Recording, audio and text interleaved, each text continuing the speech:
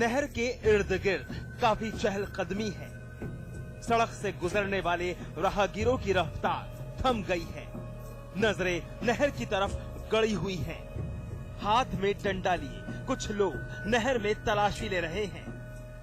दूसरी तरफ नाराज महिलाएं पुलिस की जीप पर पत्थर फेंक रही हैं। आपके जहन में कई सवाल इस वक्त उठ रहे होंगे कि आखिर क्या हो रहा है यहाँ।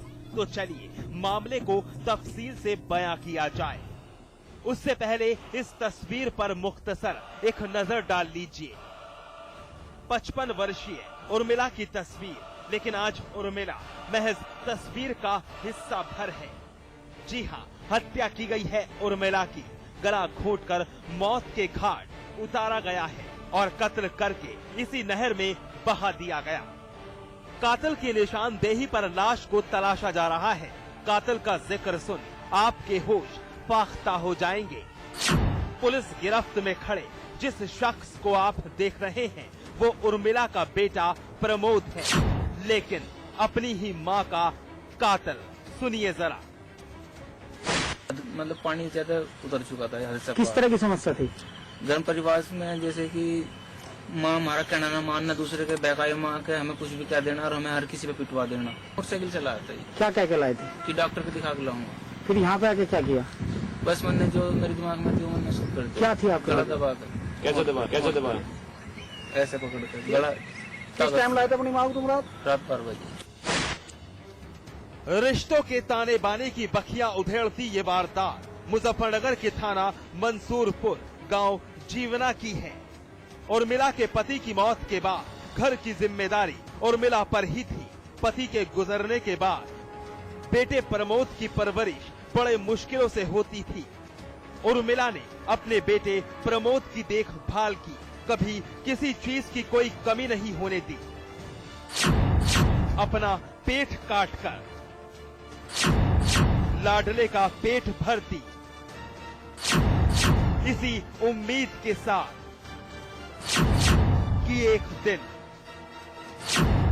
बेटा बनेगा काबिल। लेकिन लाडले ने लिख डाली गुनाह की इबारत। लाडला न दुख मिटा सका न ही दर्द। समय को तो कुछ और ही मंजूर था। प्रमोद अपनी मां उर्मिला की उम्मीदों पर खरा नहीं उतरा। प्रमोद उर्मिला की सारी तकलीफों को भूल चुका था, राह से भटक चुका था। उर्मिला समझा कर थक चुकी थी, लेकिन प्रमोद ने तो कुछ और ही सोच लिया था। मां उर्मिला की बातें प्रमोद को चुभती थी, लिहाजा प्रमोद ने रची अपनी मां की हत्या की साजिश। उर्मिला को अस्पताल ले जाने का झांसा दिया, नहर के पास ले जाकर हत्या की और फेंक दी लाश नहर में। कुछ दिन पहले पिटाई करी उसने पहले उसकी, फिर हम आए देखने के लिए, दवाई वाई शाम को लगाई हमने उसका। फिर रात लाके उसने यहाँ मार के नहर में फेंक दी। तो नहीं, ऐसा क्यों मारपीट क्यों करता था अपनी माँ के साथ? नहीं, बस थोड़ा बहुत खाने पीने के लिए मांग लेती वो, कुछ जैसे सब्जी वगैरह चावल वगैरह। प्रमोद ने इकबालिया गुनाह कबूल कर लिया है। पुलिस ने कातिल प्रमोद को गिरफ्तार कर मुकदमा दर्ज कर लिया है और कार्रवाई में जुटी है। लेकिन उर्मिला की लाश अभी तक नहर से बरामद नहीं हुई है। प्रमोद की इस खौफनाक करतूत ने साबित कर दिया कि जुर्म वाकई जब हावी हो तो अपना ही खून दूध का कर्ज तक भूल जाता है। प्रवेश कुमार, मुजफ्फरनगर, समाचार प्लस। संभल और मेरठ में पुलिस ने अवैध असला बनाने की फैक्ट्री का भंडाफोड़ किया है। दरअसल पुलिस को मुखबिर से सूचना मिली थी, जिसके बाद पुलिस ने छापेमारी की और असला बनाने की फैक्ट्री पकड़ी है। वो सौदागर है मौत के सामान के। मौत बांटने के लिए वो बेचते हैं मशीन।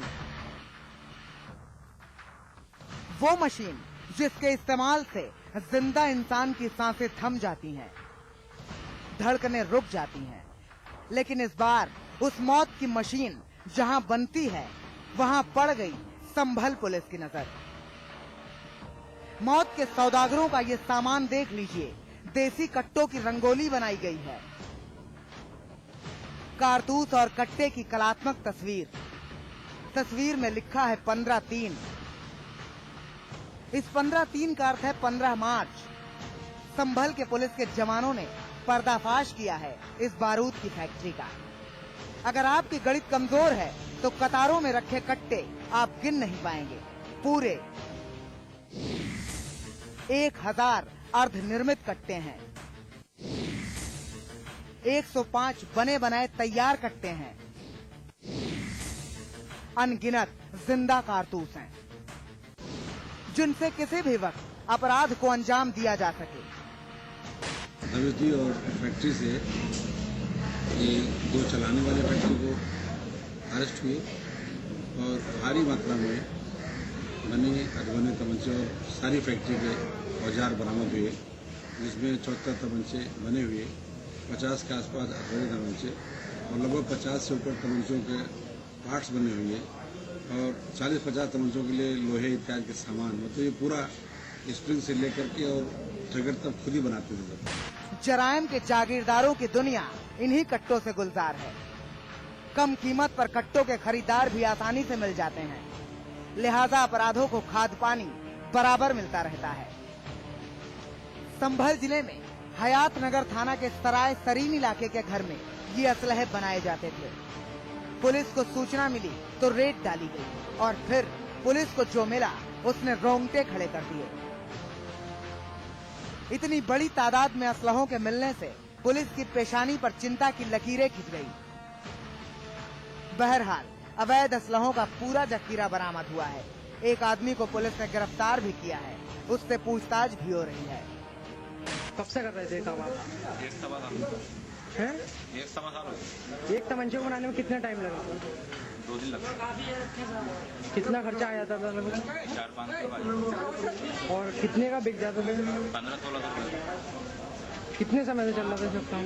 जी कितने समय से चल रहा था ये सब काम? 1 साल मैंने आपको बताया। कहाँ जाते थे यहाँ से? 2 जगह जाते थे बस, 2 जगह जाते थे बस। क्या जगह का नाम? राय मंडाला में और पारियावली।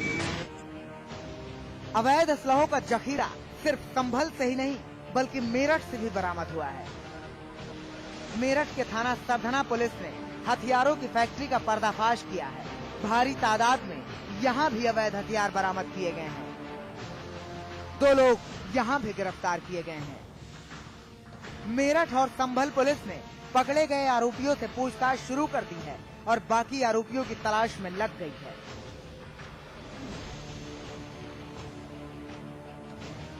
संभल से अभिनव माथुर के साथ मेरठ से अब्दुल कादिर, समाचार प्लस। एनकाउंटर में आज बस इतना ही, लेकिन हमारी आपसे एक अपील, मुस्तैद रहिए। जुर्म की हर उस दस्तक को सुनिए जो कभी भी आपकी दहलीज पर दस्तक दे सकती है। नमस्कार।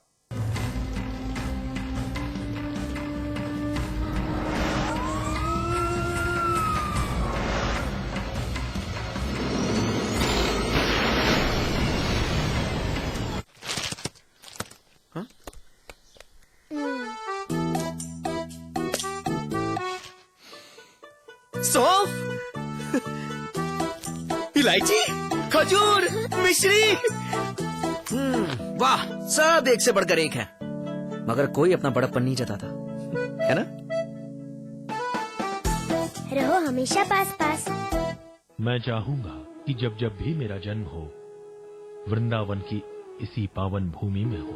A unique project with world-class facilities just for you and your loved ones. Nalanda Leisure Sanskar City At Vrindavan. जिंदगी में समझौते हमें कबूल नहीं, ये सीखा है हमने रजनीगंधा बनाने वालों से, जो क्वालिटी से कभी भी कोई भी समझौता नहीं करते। रजनीगंधा, क्योंकि इसमें है 200 रुपए प्रति किलो अव्वल क्वालिटी की सुपारी, 900 रुपए प्रति किलो खुशबूदार इलायची के दाने, 900 रुपए प्रति किलो गुणकारी कट्टा, 90,000 रुपए प्रति किलो शीतल चंदन तेल, 2,60,000 रुपए प्रति किलो रूह केवड़ा। इसमें टेस्ट है, तंबाकू नहीं। तो आइए आप भी आजमाइए रजनीगंधा। रजनीगंधा, विश्व का सर्वाधिक बिकने वाला प्रीमियम पान मसाला। बेहतरीन कंस्ट्रक्शन, कम price, luxurious facilities, excellent location और नेचर के पास। Shri Rajnigandha Greens Noida Extension, a quality product by Rajput Group of Companies. आज ली क्या? And then interestingly,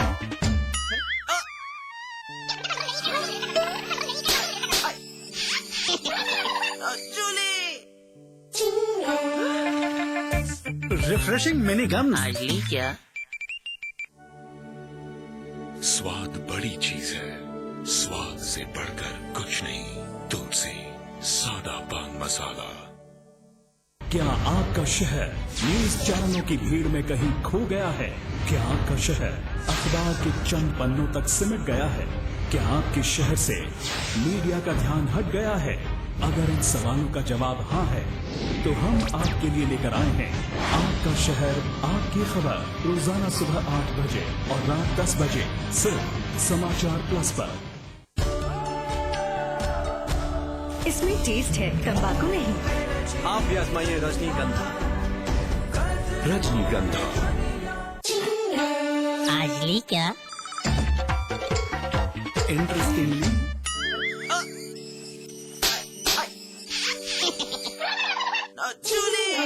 refreshing mini gum. आज ली क्या?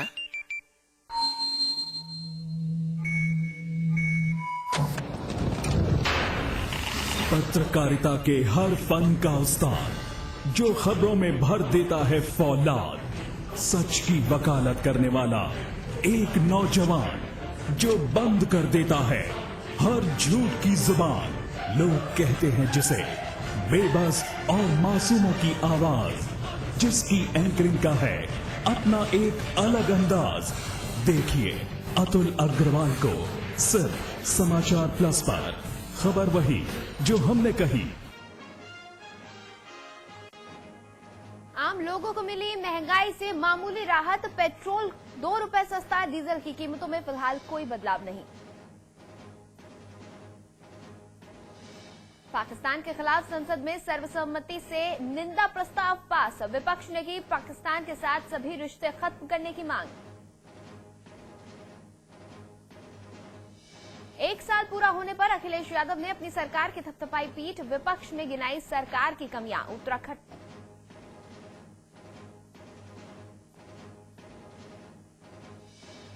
उत्तराखंड में बजट सत्र के दूसरे दिन भी नहीं थमा हंगामा। जमीन घोटाले को लेकर विपक्ष ने की सीबीआई जांच की मांग। सदन 19 मार्च तक के लिए स्थगित।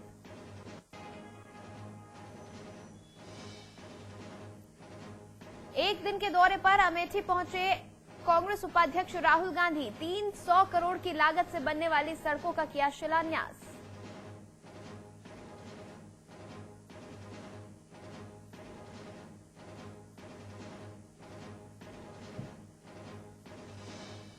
लखनऊ की सीबीआई कोर्ट ने राजा भैया और उनकी पत्नी समेत खाद्यान्न घोटाले के सभी आरोपियों को जारी किया नोटिस। 25 मार्च को तय किया जाएगा आरोप।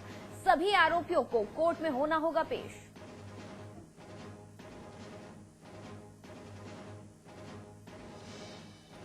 संभल में अवैध असलहे की फैक्ट्री पर छापेमारी। हयातनगर थाने के सराय तरीन में हजारों तमंचे बरामद, एक गिरफ्तार।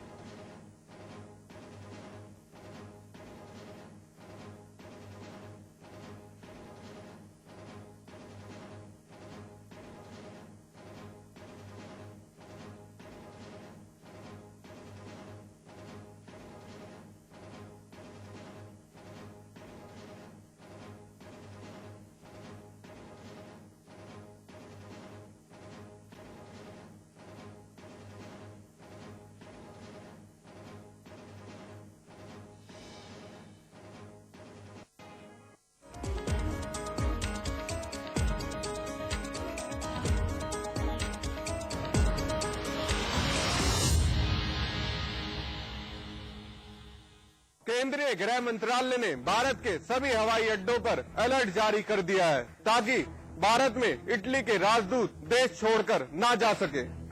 देश के सभी हवाई अड्डों पर अलर्ट जारी कर दिया गया है ताकि इटली के राजदूत देश छोड़कर ना जा पाए।